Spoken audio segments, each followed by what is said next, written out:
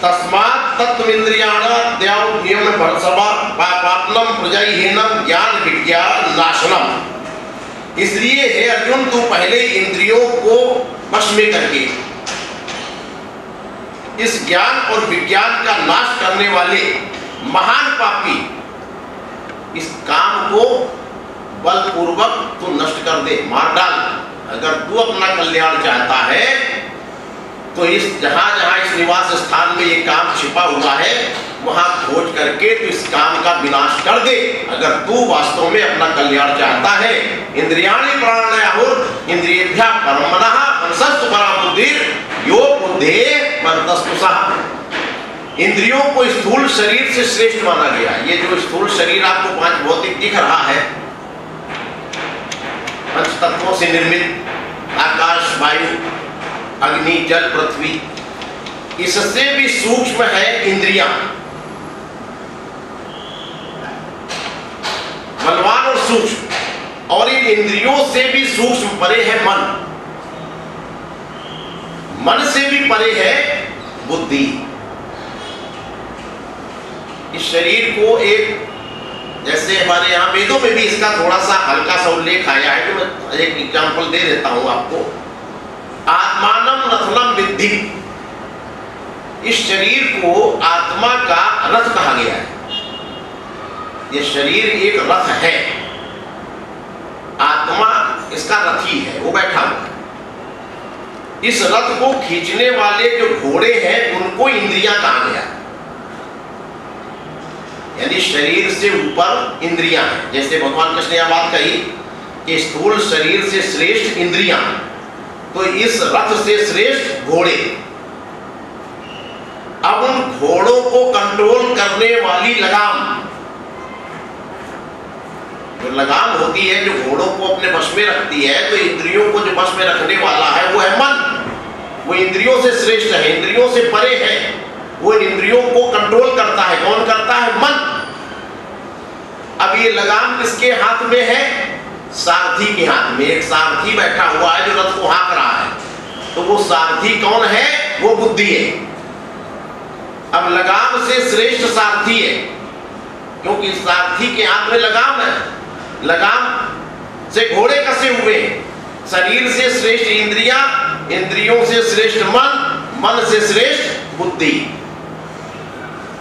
अब ये शरीर एक रथ के रूप में है, उसमें घोड़े के रूप में इंद्रियों की संज्ञा दी गई। मन रूपी लगाम के द्वारा उन घोड़ों को कंट्रोल किया जा रहा है, और बुद्धि रूपी सारथी उन घोड़ों को, उस लगाम को पकड़ के आगे बढ़ा रहा है। इसमें आत्मा रूपी जो रथी है, इसका मालिक है, वो बैठा हुआ है और अपने गंतव्य स्थान की ओर जा रहा है। जब इस रथी का, इस स्वामी का, इस मालिक का गंतव्य स्थान, इसकी मंजिल आ जाती है, राजमहल आ गया, राजा का जो इस पे बैठा हुआ है, तो वो आत्मा इस रथ को छोड़ देता है। रथ माने शरीर, शरीर को छोड़ दिया। अब शरीर तो राजमहल के अंदर जा नहीं सकता जहां वो आत्मा जा रहा है। जो राजमहल राजा का है, क्या रथ को हम राजमहल के अंदर घुसा ले जाएंगे? नहीं घुसा सकते। इसलिए रथ को उस राजमहल के बाहर ही छोड़ना पड़ता है। अब उस रथ से आगे चले जाते हैं घोड़े। घोड़े कौन है? इंद्रियां। यानी इंद्रियां जो हमारी हैं, जिनमें सारे विषय भरे हुए हैं, वो इंद्रियां इस शरीर से थोड़ा आगे बढ़ जाती है। लेकिन उस रथी के राजमहल में, जो आत्मा का राजमहल है, उसमें घोड़े भी प्रवेश नहीं कर सकते। घोड़े भी बाहर ही होंगे। कहां होंगे? अस्तबल में। अब घोड़ों को अस्तबल में बांध दिया गया रथ से, यानी शरीर से थोड़ा आगे इंद्रियां बढ़ गई, और इंद्रियों से भी आगे मन बढ़ गया, अर्थात घोड़ों से भी आगे ऊंचा लगाम जाती है।